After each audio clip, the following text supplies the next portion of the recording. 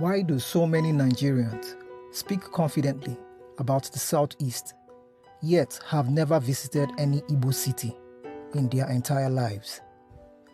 Why do stereotypes shape the narrative more than reality?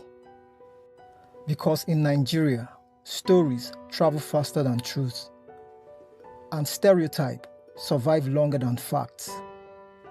Today, let's break down how these stereotypes were formed, why they still shape how people see Igbo cities, and what the Southeast really looks like beyond the myth. Stereotypes don't start as lies.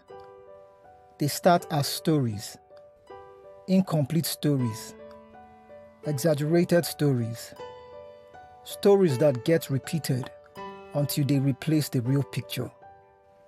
For the Igbo people and the Southeast, stereotypes have shaped national perception for decades, not because the region is invisible, but because people prefer the mental images they already have. And those mental images, they are outdated, they are simplified, and they are wrong.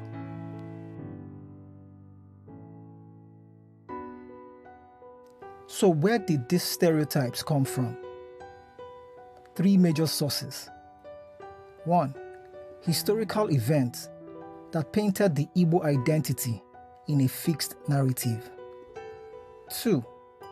Migration patterns that made outsiders assume the region lacked opportunity. 3.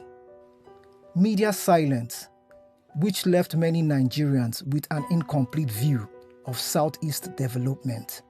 Over the years, these factors shaped one big national assumption. If Igbos are everywhere building businesses, maybe home has nothing to offer. But that assumption ignores the real drivers: ambition, mobility, and the culture of expansion. Stereotypes simplified the story.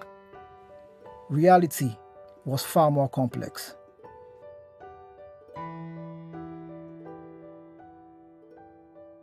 Another reason stereotypes stick is simple. People remember the old Southeast, the one with fewer flyovers, fewer estates, fewer urban centers, and they assume nothing has changed. Many Nigerians who left Enugu, Aba, or Owerri in the 90s still think those cities look the same today. They don't.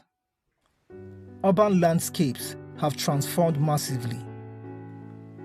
Enugu has expanded in every direction.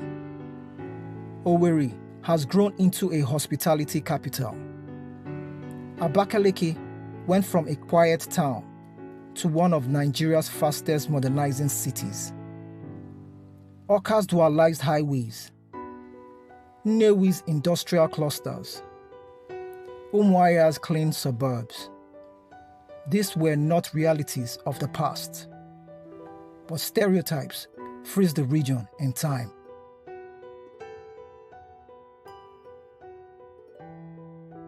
One of the longest surviving stereotypes is the myth that the Southeast is underdeveloped. But let's look deeper. The Southeast development model is unique. It is people-driven, community-powered, and private sector dominated. While some regions depend heavily on government spending, the Southeast depends on its people. Private investors, hometown associations, town unions, and business networks. This means development happens quietly, without media hype.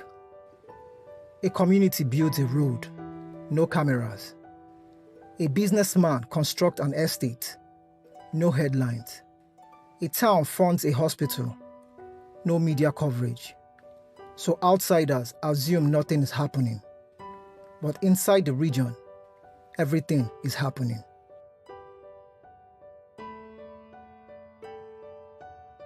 Another stereotype shaping perception is migration. Because Igbos migrate widely, people assume home is lacking, but that's not true. Migration is part of Igbo culture. It is a strategy, not an escape. It is the same reason Americans moved to New York and Nigerians moved to Lagos.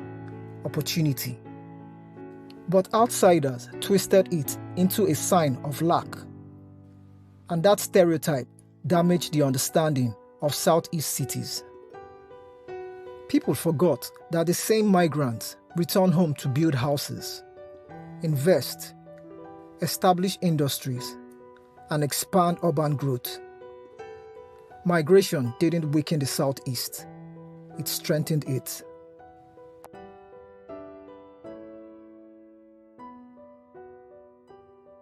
The final piece of the stereotype puzzle is media influence.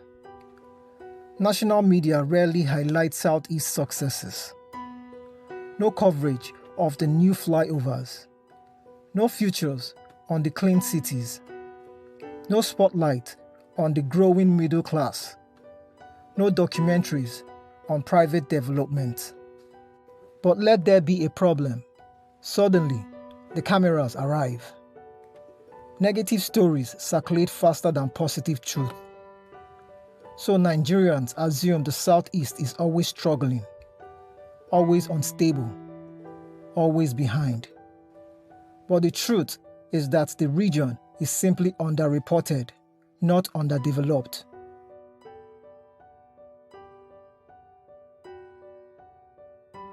Stereotypes are easy. Reality is harder to accept. But Igbo cities are rewriting the narrative. With development, ambition, and community strength. The Southeast is no longer the region people imagine. It is modern. It is expanding. It is evolving. And every day, more Nigerians are discovering the truth. The Southeast is a region rising.